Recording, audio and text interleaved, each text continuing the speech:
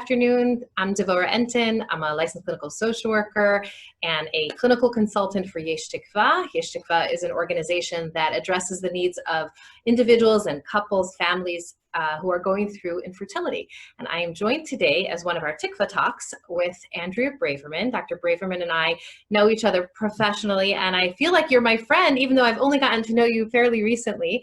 Deeply respected professional in her field, and I'm going to ask Dr. Braverman to explain a little bit about who she is, and we are going to talk today about donor conception, and I think you'll be quite fascinated to learn more about what Dr. Braverman brings to this conversation. So tell us who you are. Well, thank you so much for inviting me this afternoon. I am a clinical psychologist. I've been working in really women's health, and my specialty has been in infertility since the mid-'80s now. And I used to be able to say you couldn't tell, but now with COVID, because all the gray's coming in, I can't get away with it anymore. So for a long time, but I have always worked in what we call third-party reproduction, which is people who are donating their eggs, their sperm, their embryos, or gestational surrogates where they're caring for somebody. And I've been in it since for a long time, and really watched this field grow and change, and some of it wonderful, not all of it wonderful, some of it wonderful. Yeah. And what is your position with Jefferson? What do you do with Jefferson? I am I've got a number of positions. I'm a clinical professor of OBGYN and also in the Department of Psychiatry and Behavioral Health. Amazing. So how many years has donor conception even been an option? I know we kind of would differentiate between sperm donation and all the others, but tell me like the trajectory of where have we been? Sure. Well, look, many argue that donor sperm goes back to the beginning of time. You did not need doctors. But the first report in the medical literature was in the late 1800s, and actually wow. Jefferson was the first report. So we have infamy of sorts. Huh. Donor egg came along much later, and that was in the early 90s, 93, 94, when that first was reported in the medical literature. So, you know, comparatively speaking, we have a century and a half versus not quite half a century. Wow, fascinating. I didn't realize it went back that far. So tell me about one of the things that, blew me away. I knew you as a professional, and then I went to a conference where you shared your personal story, very bravely and vulnerably so, and just very nonchalant about it. And I think that it took my breath away. And I would like to hear what you would like to share with the audience about your experience with donor conception. Sure. Well, I mean, I do this for a living. I do this 24/7, it feels like, for decades. But in the 90s, it sort of came home in a very personal way. One of my dearest friends was going through infertility with her husband, and she was one of the ones we learned one of the markers for diminished ovarian reserve, and sure enough, there it was. And that was the reason why she and her husband had not been getting pregnant over all these cycles that they had been trying. And I remember, I've thought about donor egg, and I talk with people all the time. And for the first time, I was like, I wonder if that's something I can and should do. And back then, in the early 90s, I mean, it was over a year's wait for a donor. Nobody knew what this was. So I went home to my husband and said, "What do you think, sweetheart?" Our children were relatively young at the time still, and the four of us are very good friends. He said, "Let's do it." And so we took him out to dinner and had popped the question, so to speak, "Would you want to consider us?" And the answer at that point was they weren't sure, because they were looking into adoption. That didn't quite work out, and that's how they came back to us and said, "Let's do it." And it was really, we were pioneers. There was none of me to go to. I mean, I was sort of it. So we kind of figured this out all on our own. I'll never forget, we gave a talk together for the first time a few years ago to an attorneys group. And we said, "We're really sorry to tell you, but we didn't even consult attorneys. Nobody was doing that back then. Happy to say it all worked out okay, and now her kids, I think, I'm a terrible human. I think they just turned 26, 7-ish. Wow. last winter, and my kids are 30 and 33, so everybody's a grown up now. And it feels Right. like so long ago. Right. What were the things that you gave consideration to at that time when you made the decision to donate? What were some of the from a mental health perspective, what were the considerations that you kind of ran through in your head as a psychologist? No, I sort of went through the checklist I did with everybody else. I was talking to myself. Luckily, nobody could see it and get me into trouble. But no, the first thing actually was, what was my motivation for doing it? And it was very clear. I loved my friends. I felt terrible. I knew how hard it was to, and expensive it was to have a donor. And, we made it happen for them in a way that that wasn't also going to bankrupt them too. So it was really, was my motivation pure? Was I looking for anything out of this? Mhm. Second was, how do I feel about these potential kids? And, how would I feel if my husband and I wanted to have more children and we couldn't? I mean, I went through all the different kind of scenarios of what might come up that we could think of back then. And I just kept thinking, to me, egg is an egg, and without somebody wanting it, that's what really starts making a parent. And then I said, whatever it is, whatever I might feel, we'll just work with it. But I was pretty confident that, having worked in the field, I mean, it was a bit of a ringer. It wasn't the first time I was ever thinking of it, that, I sounded more like the people who could donate. Mhm. Did you So talk to your friends, extended friends or family about your decision? Or was it totally absolutely private? not. You have to remember, this is the early 90s. Nobody was Yeah. talking about this stuff. First of all, nobody knew what the heck it was. Donor egg, now we take it for granted. Back then, people barely knew what donor sperm was, other than as a punchline for a lot of things. And I felt very strongly that if we were going to offer, it was our friends' decision as to how they were going to handle how open or not open they were going to be. Mhm. So if they were going to tell their child or children, that was entirely up to them. I was not going to interfere either as a friend or as a professional. I also felt pretty confident that my friend's husband, who was also my friend, but yeah, that he was a psychologist. So I was like, Ron will take care of these things. So, you know, the only thing I said to them, thinking of my children, and I always said I didn't think about my children that much in all of this, but the fact that they were going to have genetic half siblings out there. I mean, intellectually, I understood it, but I was not aware of it in the way that I am in 2020, what Right. those implications could mean. But the one thing I said to our friends was, look, the only thing I ask is, if you're going to tell your children, that I get to tell my children first, because my children were going to be older and I did not know at what age, but I didn't want my kids blindsided. That was my only sort of hard stop in the whole Right. thing. Right. Can you tell me a little bit about that process of telling the children? I know based on our conversation that the children, both sets of children know. Oh, Tell yeah. me about that process. Yeah, no, it was interesting. So, remember the 90s? It was better than the 80s. The hair wasn't quite as big and the shoulders weren't quite as broad, but and we were going along. We were living our lives. I mean, my friend ended up conceiving a boy and a girl, and she actually started off with triplets, which was very scary. And then it naturally reduced to twins. So everything felt like great. It was a boy and a girl, and everybody. I have two girls, so everybody's like, "How do you feel there was a boy?" It was like, he's not my kid. I mean, genetically he is, but it just wasn't like, oh, that's the son I never had. Never felt that way to me. So we were all busy with our lives. My kids were older. She was busy with newborn twins and all of that. And so we lived our lives, and every once in a while we would check in, but not dissimilar from what I saw with others. I could see my friend just wanting to sort of dig in and say, let's not rock the boat. The kids are fine. We're all fine. Why would we tell? Mhm. I knew her husband was a little more advocating for let's be open. And I really kept my mouth shut, which is unusual for me, but I did it and let her, let them live their lives. I tell the story that fast forward to when her kids were 15 years old and her mom passed away.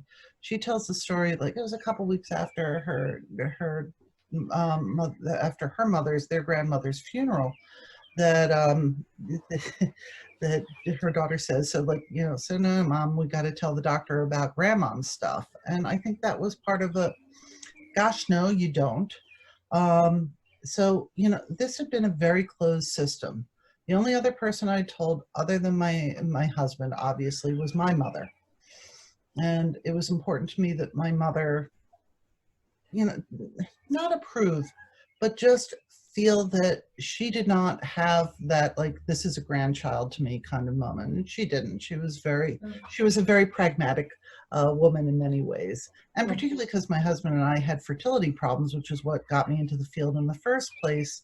You know, we were all very sensitive to family building issues. Unbeknownst to me, my friend Deb had told her mother. And the only way I found this out was at the twins' bar and bat mitzvah. Her mom grabs my hands and basically says, I know, you know, it was sort of a vague thing because there were people around, and I went, oh my goodness, this was not the moment I was here for. Yeah.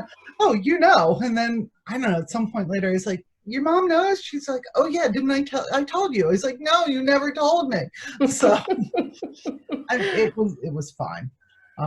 You know, there was only happiness. There was never any bad stuff for all of this. I feel, you know, so lucky and so fortunate. Out of all the things I've done in my life, this is one of the things I'm very proud of. Like, I got to make a difference in somebody else's life. And I always feel slightly guilty because it never felt like it took much from me, and it was easy to give and do. Wow. And what was that conversation like when you actually did tell the children?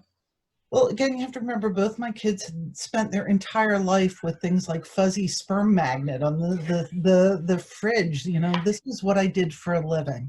Yeah. And so when we sat them down, trying to remember, so 15, so they would have been like, I think they were both in college by then. I think my younger one had just started college, and we did it over, that's right, and we did it over winter break.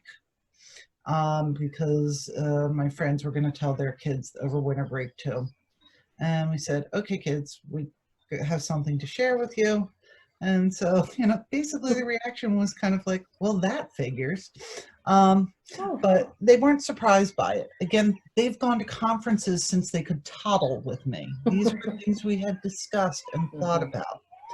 Having said that, it was interesting. There were two things that I always noted. One was just that sort of trying to figure out, well, then what do Charlie and Emily mean to us? So my daughters, Molly and Sarah, were like, you know, they're having this conversation. And I still remember one of them saying, and I honestly don't know who to attribute it to, but I've quoted them ever since. They looked and they said, so Mom, they're not nothing, but they're not siblings. And I was like, yeah, that's kind of the best summation I've ever come up with. So they're not nothing. They're not siblings, but they're not nothing. Sorry, I reversed that. So, you know, we had a lot of discussions, and there was curiosity, and all of a sudden they were looking at these two kids that they knew but hadn't been part of our everyday lives. We live a little over an hour apart. It was just, there was a difference in ages. It just, you know, they were at every major family event and vice versa, but you know, not daily things. And I remember, well, they said, you know, the first thing they did, they Facebook friended each other when the other two found out. And I thought, that's brilliant. What a safe way to go explore about this. And there was a lot more curiosity about each other. My friends' kids, Charlie and Emily, wanted nothing to do with me. My favorite quote from them was when my friend Deb said to them, do you want to talk to Andrea about this? And they would look at her horror stricken. I'm like, Mom, it's awkward. Shut it right. We're 15. It makes sense. Sure. And then, you know, over the years, it sort of like, it just gradually grew until when you saw them at the conference, I was like, you guys up for this? People are curious. And they're like, we don't think it's that interesting, but if other people think it's interesting, sure. Wow. And that's kind of the space they've occupied. What do they call each other? Do they identify each other as anything more than friends? Yes. Not siblings? Not siblings. And interestingly, Charlie and Emily do have a half sister from their dad's first marriage. That's their sister. but Molly and Sarah, who are genetically the same to them, basically, yes, because it had been secret for all those years, they still continue to refer to each other as the secret half siblings, even though there's nothing secret. There's been nothing secret for over a decade, but Yeah. it sort of became our special term of endearment within the Beautiful. families. So the secret half sibs. Love it. I love it. SHS. I wonder about, so one more question just from in terms of the conversation with the children and how that had, would you say that that Emily and Charlie experienced something similar in terms of how they perceived this information and how they also connected to your children? It's harder for me to talk about them because I wasn't in the trenches with them. Okay. Their parents were. From what I understand from them, there was a lot of processing. I think, as I understand it, Emily was much more, I knew there was something up. I think Charlie was like, why'd you have to mess with my life? But they quickly sort of came around to it. I think it was initially, as I said, a big impact, and then sort of was like, okay, moving on. Right, right. They were fortunate they had two loving parents, and I think they had the advantage of knowing who their donor was. There was no mystery, no, I wonder who this is. My friends could speak lovingly about the entire family. Right. I was very happy that my friend Deb and I both got to know each other's mothers because they were important people to us and sort of made us who we are. And so Deb could talk about that tradition. Right, right. Yeah. So that it's so important to hear this component of the story. And I think like to just kind of shifting into the more clinical aspect of it, a lot has changed since the early 90s. You've dropped that as a couple times so far. One of the biggest pieces, that question of, first of all, is anonymity, secret. If you had just donated and then moved along with your life and never had anything to do with them again, you wouldn't have ever thought that you would have any kind of form of connection with these children. Talk to me about how the landscape has changed in terms of even using that concept of anonymity, of anonymous donation. How has it changed? Well, anonymity has basically gone away. There is no such thing as anonymity anymore. I mean, with all the direct-to-consumer DNA testing that's out there, 23andMe, the Ancestry.coms that you know so well, everybody's basically identifiable. They said once we had a very small percentage of the population tested, anybody could be found, and I think we've already reached that. You add to that social media, all the information that's out there, it's quite alarming. And when you look at the commercial gamete banks, the donor sperm, and now the donor egg banks, the parents get an extensive information on the donor, as well as often for some of them, current pictures, let alone childhood pictures. Mm-hmm. People are findable. So how we counsel donors is completely different from the way we used to counsel donors. Now everybody is sort of told right up front, don't expect that there could not be the proverbial knock on the door in 18 years. Mm-hmm. And professionally now I'm talking to a lot of older sperm donors who are being found, and the implications for that and for their families, it's complicated. Mm-hmm. Much easier with the young donors. I mean, I'm director of psych services for one of the large sperm banks, and it's much easier with that because all of the mental health professionals who work with me, we have a standard interview. These are things that we talk about. We push them to think about, have you talked to your family members? Will you tell your partner or wife about that in the future? Mm-hmm. What are the implications for your kids? Which, not surprisingly, I'm a little sensitive to that issue. So absolutely. And so how do you, thinking about raising a child who is donor conceived, what are some of the ways that you're counseling those parents in terms of disclosure? So like in the 90s, it made sense to just wait till they're 15, older, or something like that. And that was actually one of the things that I believe I heard Emily or Charlie say, like, it maybe would have made sense for us to know a little bit younger. That was one kind of, it wasn't expressed as regret, more as of like, tell them younger. It would have been easier to synthesize, not as a crazy teenager, but as a kid. What is at this point, what is our recommendation for people who are creating children through donor conception? Yeah, I mean, look, as a therapist, we don't tell people what to do, but we're great at playing devil's advocate. So a lot of that is, let's think this through. Do you want to tell? Don't you want to tell? And there are huge cultural and issues that go behind this. There are some countries where it would be dangerous to tell a kid.